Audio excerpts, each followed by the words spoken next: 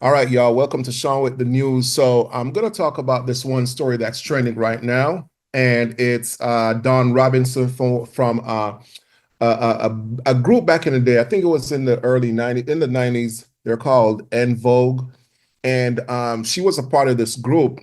And I don't have my camera right now, y'all. So if my image or stuff ain't looking up to par as usual, it's because I'm on the road. I'm in out here in LA. I didn't bring my camera. I'm in a hotel room right now, and I'm doing this story because I'm covering the story because I don't want it to get out the algorithm before I actually cover it. Everybody have been talking about it, so I want to get my 2 cents in. I'm gonna run the video for you, and I'm gonna pretty much share my thoughts because some people I'm seeing mixed, feelings on it. So let's start this video. You guys, for the past almost 3 years, I have been living in my car. I said it. Oh my God, it's out. I've been living in my car. Oh my gosh. If you remember, if you guys were with me, in 2020, I did like 105,000 interviews. And in the interim, I was living with my parents in Vegas. And that was wonderful until it wasn't. I love my mom, but she became very angry.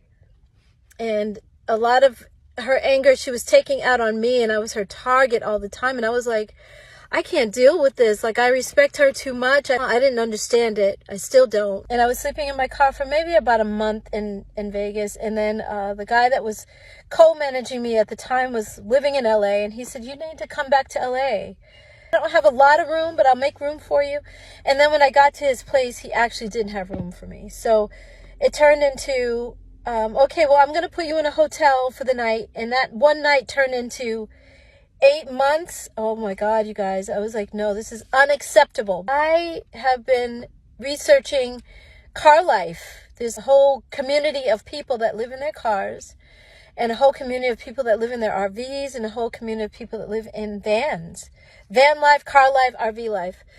And I loved what I was seeing. I just thought, wow, these people I can do that. I can do this, I think.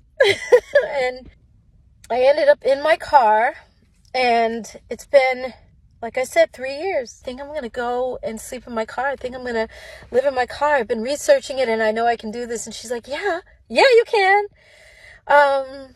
She was gung-ho, and I was like, okay. So I went up to Malibu. Malibu is the place where you can take Highway 1 all the way from New York, literally. And it's kind of the place where everybody stops along the way when they're coming from the East Coast, and they're heading west, to California, to make their dreams come true, to start a new life. Guys, this is not like, oh my God, poor Dawn. She's living in her car, and it's terrible. Oh, what was me? It's not that. It's not. Like I said, I'm learning about who I am. I'm learning myself as a person, as a woman. And I didn't think if you would have said to me while I was in Vogue, you're going to be living in your car one day, I'd be like, huh? No, I'm always going to have an apartment. I can't live in my car. How can I do that? I won't be able to live in my car. We say that we can't do certain things before we even know we're capable. Nisa keeps telling me that when people find out, when the fans hear that you're living in your car, they're going to be so proud of you, because I am documenting this whole adventure. It's an adventure, you guys. It's a journey. And I've been documenting it and filming myself doing certain things. All right, so let me pause it right there. Let me stop it right there. That's the end of it. And I got this video from off of TikTok because everybody done ran through the video already.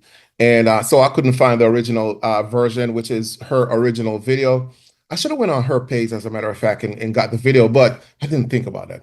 So here's what happened. I'm going to share my thoughts with you. And, I'm not here to tear her down or anything.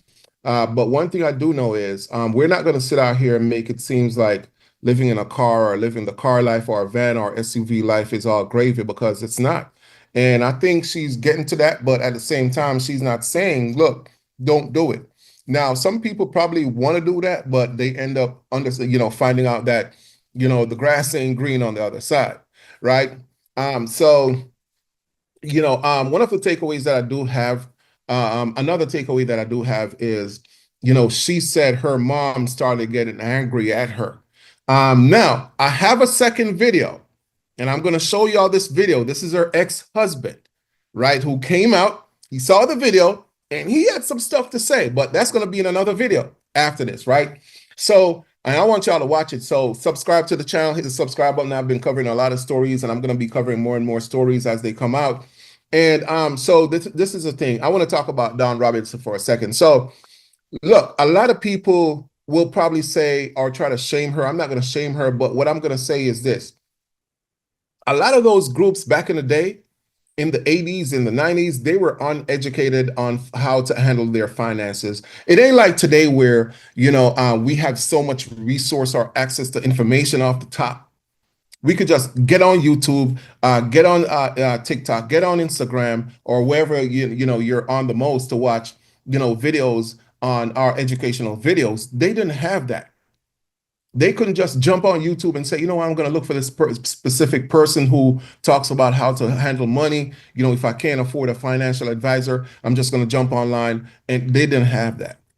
So you find that a lot of the deals that they did back in the day, they were bad deals. These contracts that they were signing, these record contracts, these record labels were ripping these people off, man.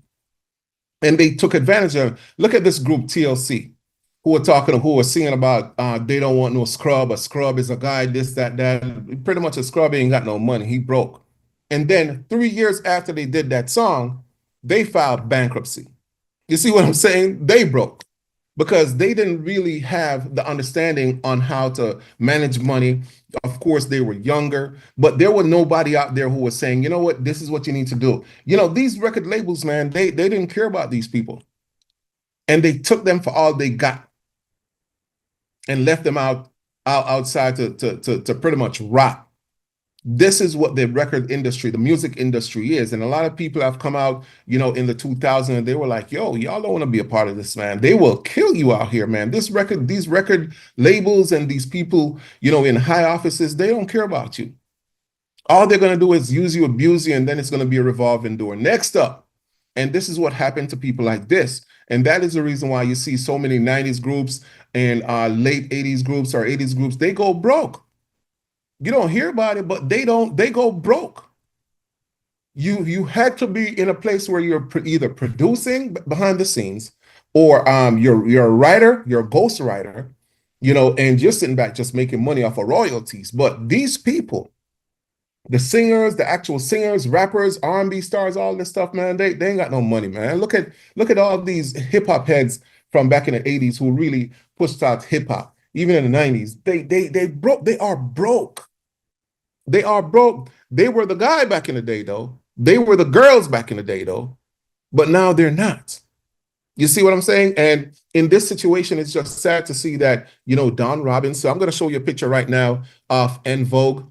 And let me tell you, she was a part of a group that was really putting out hits, man. They were putting out hits for real. And to see this happen, it's sad. But I feel like, there's more to the story. All right, so make sure you tap into the next video after this one because I'm gonna post it. I pretty much checked it out, and I want y'all to hear what our ex-husband had to say. All right, because let me tell you, he had a lot to say. All right, see you in the next video.